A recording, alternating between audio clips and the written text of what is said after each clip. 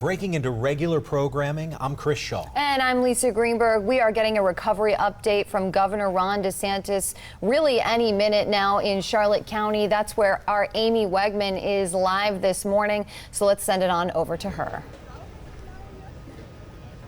Yeah, good afternoon, guys. We are here. You can see Governor DeSantis and First Lady Casey DeSantis just arrived here at Charlotte County, where there is a disaster recovery center. He's going to take the podium now. I want to let you guys listen into everything he has to say, and then we'll update you more afterwards. Well, good afternoon. We're here at the Charlotte County Disaster Recovery Center. Joining me is Dane Eagle, Secretary of Florida Department of Economic Opportunity, Kevin Guthrie, Florida Division of Emergency Management Director, Jimmy Petronis, Florida Chief Financial Officer, Gracia Check, our FEMA lead, and then the First Lady of Florida, Casey DeSantis. And I got Mason. You know, it's Columbus Day, so he's off, and so he's here to pitch in any way that he can. He's his first time ever seeing food trucks. He's very interested in the food trucks. I'm glad they have that out there to be helping with people. So this DRC is the fifth that's been open since Ian made landfall a little less than 2 weeks ago. FEMA's also either opened or in the process of opening additional DRCs in Hardee, Orange, Osceola, Seminole, and Polk counties. They may do more as the demand calls for that. So we'll see how that works out. So the goal of this, and Kevin Guthrie will talk about a little bit about this location, what they have for the immediate future. But what you have is a place, and you don't need to come to these. You can sign up online for FEMA state stuff. That's fine. But if you have questions, you can come. So you have FEMA that is here. This county is approved for individual assistance and temporary housing. So you can come here and participate in those programs. If you have questions, folks here can help you. Our state agencies are helping Floridians with things like disaster reemployment assistance, the small business damage survey, small business emergency bridge loans. So to date, more than 8,000 unemployment assistance claims have been submitted. DEO has also activated the Disaster Recovery Jobs Portal to help connect businesses and individuals impacted by the hurricane with workforce programs. We have Highway Safety Motor Vehicles is here. If your identification got lost or destroyed in the storm, they can help process that for you so that you can get your requisite identifications back. Our DBPR agency is helping Floridians that have licensure needs, individual and business licensures. If you have issues with that, they want to be helpful. Small Business Development Council's here to help with small businesses in a variety of ways for support and recovery. They have 9 business recovery centers overall. Career Source Florida is here to help people with individual job needs, workforce training, the whole 9 yards. We have Department of Children and Families, Florida Department of Health, here with any family needs, crisis counseling and all the services they provide. Our Department of Veterans Affairs in the state of Florida is here to help with veterans who may need assistance. And the U.S. Army Corps of Engineers is on site to help those interested in utilizing the Operation Blue Roof program. So if you remember at our pods, we handed out a lot of the blue tarps, and that's fine. But this blue roof program, actually the roof is a little bit, this is more advanced than just a tarp. So a lot of people like that. Look, it depends on how long you're gonna need that on there. The damage varies. Some lose, you lose a dozen shingles versus losing major portion of your roof. It's gonna be a different prognosis in terms of the repairs. This DRC has 5 of Elon Musk's Starlink internet services here. So you come in and you can log on to the Starlink. You can use internet and make calls while you're here. So I got a couple of announcements on top of that. Number one, I activated, as I mentioned, the Florida Small Business Emergency Bridge Loan Program. We made an initial tranche of $50 million available. We set aside 10 of that for agriculture enterprises, small and family-owned agriculture, not mega corps.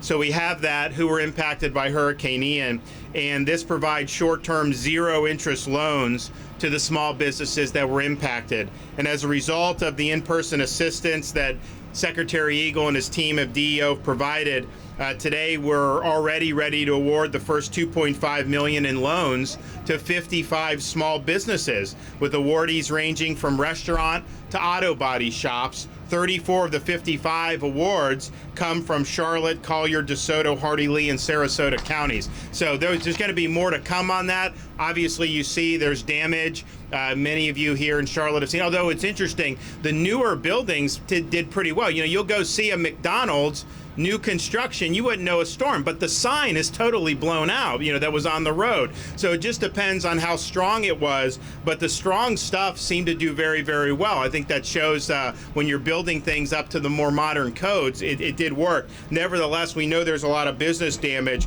so we're going to do a lot more on that, but that's a great opening tranche.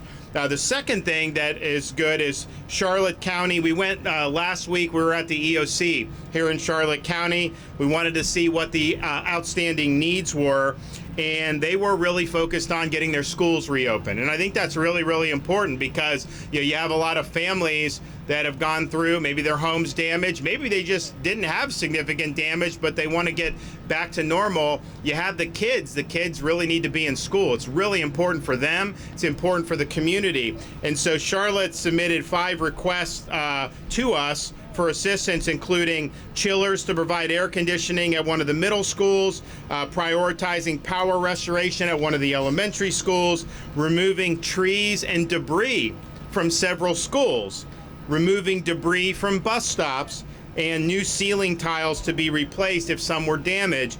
And so Kevin Guthrie has directed that all of those requests be fulfilled this week. So they fulfilled some, they're working on the rest this week. So as a result, this morning Charlotte County announced that all but 3 of their schools in the county will be open Monday morning. And so that's a great bounce back. It's going to be really, really significant. It's obviously important for the academic progression. We saw that during COVID when they were locking kids out of school in other parts of the country, and they did that for over a year, and that's created now years of learning loss. I'm happy to say in Florida, we made a priority to have our kids in school, and we're much better off for that. So a third thing we're announcing today, it doesn't impact this area directly, but I think it shows the magnitude of what we just dealt with, because today we are at the 4th. Is today the actual 4th of Michael? Yes, sir. So today is the 4th anniversary of Hurricane Michael that impacted Northwest Florida. It was a Category 5 hurricane, a little bit different than this one, not as much flooding, not as much water, but very powerful, and it really operated almost like a buzzsaw going through the areas that it did.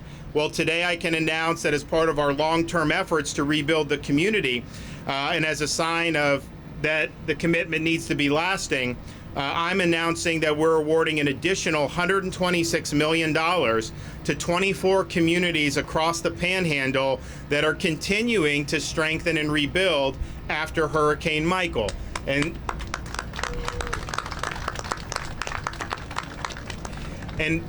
4 years ago, if you remember, I wasn't even governor yet. We had a campaign going on. You had the storm.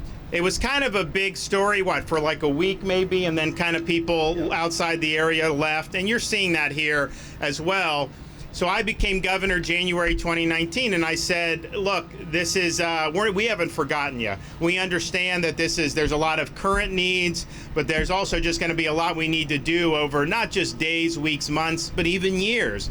And so that's going to be something similar that we're going to see here in these Southwest Florida communities. And so if you look at what we're doing with our continuing commitment for rebuilding from Hurricane Michael, today's award will be almost $50 million for Panama City, $9 million for Bay County, $8.9 million for Mariana, $7.3 million for Gulf County, $5.5 million each to Callaway and Graceville, and $5.7 million to Jackson County. So this, it helps them rebuild and improve their infrastructure. It will help them be more resilient in face of future storms. And you've heard me say this, but I really think some of the things that happened in Southwest Florida after Charlie and after Irma made that significant damage in this for sure, but I think it would have been significantly worse had you not had some of those efforts. I was just down in Fort Myers Beach over the weekend, and I think they had, FPL had hundreds of the concrete utility poles, and only 4 of them were destroyed. And this is a ground zero hit, and yet most of the infrastructure withstood. That probably wouldn't have been true 20 years ago. So these things are really meaningful to not only help people get back on their feet, help to strengthen the communities, but it does help you as you face future weather events. And so I'm proud that we're able to make a difference on that. As many of you know, there was a massive effort to have linemen staged to be able to restore power. 42,000 total across all the utility companies. We're now in a situation where there's still a couple pockets of Lee County with the Lee County Electrical Cooperative, but all the other providers are at basically 100%. You're going to see Fort Myers Beach. A lot of that was because there was ongoing search and rescue, and so there was a safety concern about pushing forward with the power too quickly, because you're going into structures that may not be safe. You have firefighters, you have these other first responders, and the decision was made locally that, okay, let's do that. Well, now that we're going in this more rebuild and recover mode, you're going to see them working on that, and I think it's really just a matter of safety. I think that there's going to be some things that need to be done on Fort Myers Beach. A lot of it just getting the debris out of there, and they're working really hard on that, but that's a major debris effort. So you have the debris removal, traditional debris. You also have massive numbers of vessels that, some of them, you have like these shrimp boats that are just like in a pile. Some boats got flung hundreds of feet out of the water into that. Although some of the boats that got moved actually didn't get destroyed. I saw some of them, some did, others didn't, but that's going to take a whole effort. So the point on Fort Myers Beach is just FPL is ready to go. It's really just a matter of making sure that the debris, they're not interfering with the debris. And of course, no search and rescue, but that I think that they're fine with that at this point. Then you have the islands. You have Sanibel and you have Pine Island. So what we did with Pine Island, as you know, we opened a bridge there last week after just a few days of working on to restore that bridge. It's really important to those residents. So what that allowed, and personnel had been helicoptering into the island and boating in, so they had been helping people with food, water. You did have some utility workers who had been in by Chinook helicopter to start surveying the damage. But once you have that bridge, now you have all these supplies coming in. So they're working really hard on that. They're making progress.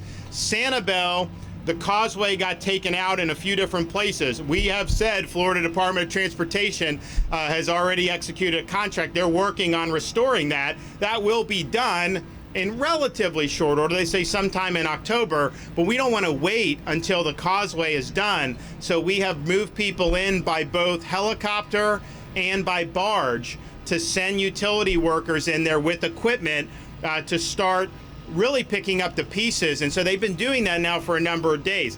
Really extensive damage to the utility infrastructure. I saw massive numbers of utility poles snapped in half, lines everywhere. So that's going to take a big effort. But our view was we don't want to wait till the causeway is done before you even start on the power. Want to be doing this in tandem. So it's not ideal that you have to barge people in because you're limited by your barge capacity, but I think it's something that's important. So you're going to have, I guess there's going to be there is a base camp set up there now. So they actually have a base camp for utility workers on Sanibel. So they'll be sleeping there, working there, and we understand that that's important. So those two islands and then the Fort Myers Beach are kind of the outstanding. There are a couple LCEC pockets. They said that they're going to have it all done today, but if you remember, their initial prognosis was this going to take almost to the end of October. We surged in thousands of linemen, and so that really was able to move it up. So hopefully all the people that can receive power on the mainland get that, if they haven't already, that they have that today, and we're hopeful for that. But that is something you talk to your utility about. There's been over 2,500 rescues done. Over 1,000 search and rescue personnel have gone door to door. They've done 108,000 structures to check on occupants. So that's an incredible effort over really a relatively short period of time, because we had a lot of massive resources. So I want to thank everybody that's been involved: local law enforcement, local first responders, urban search and rescue, Coast Guard, Florida Fish and Wildlife. All these assets mobilized, excuse me, to be able to help. And there's a lot, Jimmy Petronas was down with me in Surfside, Kevin Guthrie, when the condo collapsed. And the problem with that was after the first however many 12 hours, any news you got was all bad news, because you're finding people that had passed away in the collapse. Well, these rescue missions were able to save a lot of people, and not everyone needed to be rescued off the island. Some were fine, but they were stabilized. They were able to get whatever assistance they need. So really heroic effort, Herculean effort by our first responders, and I know these communities will really, really appreciate it. We also very quickly established these points of distribution for water and food, and we did it quicker than we've ever done it. The good news is we do have 8 of those remaining. 6 are in Lee County. Most of the pods that were initially set up have basically been asked to close by the counties because there hasn't been as big of a need many days after the storm, which is good news. That's because the stores are open, things are starting to bounce back. So that's great. And we will put resources where they're needed. But it's been almost 50 million bottles of water distributed and 2.6 million pounds of ice. So that's a massive amount of relief. Also, the National Guard has handed out 130,000 blue tarps. Now, not everyone who is getting it has roof damage. Some people, you give them a tarp, they want a tarp because you never know what will happen. That's fine. But you do see some people utilizing those tarps, and we're happy to be able to do it. We now have 450 SpaceX Starlink internet devices deployed in the impacted areas. Obviously, connectivity has done better in recent days than immediately after the storm. Nevertheless, if there's pockets, we want to use that, and those have been really, really good. Thanks to the First Lady's efforts, the Florida Disaster Fund has raised a record $41 million for storm relief. And if you want to contribute, you can go www.floridadisasterfund.org or text disaster to 20222. So they've already deployed some of the money. So we were just over in Punta Gorda, and we met with 2 groups. We met with Operation Rubicon. Then we met with an organization that their job is to provide tools to the people that are responding to help citizens in need. So, for example, Rubicon was in Charlotte County. They've been in Charlotte County. They helped a fellow from the American Legion. I went and saw him and met with them. And so they have these people, they come and they help fix debris. They get trees cleared. They can help you gut your drywall, get your carpet if you had flooding. Really, really good. They may need different tools, and so this group will provide tools for people that are going to help with home restoration. And that's a huge, huge thing. So they have massive numbers of tools. They're handing out a bunch of tools to the private organizations. But man, we've got some great people on the ground here who are working really, really well. And it's just, it's an honor to be working with them. And if the First Lady's Fund can help them expand their efforts and be a force multiplier, we're going to do that. So the tools and some of these are groups that can qualify for that money because we want to continue with the progress. We know there's a lot of people. And if you think about it, some folks, some of the elderly, you have a big tree in your front yard, and you're 84 years old, are you just going to be able to move that by yourself? No, you need people to come help you. So you have Rubicon, you have these other groups that are really doing a fantastic job. So we want to continue to do that.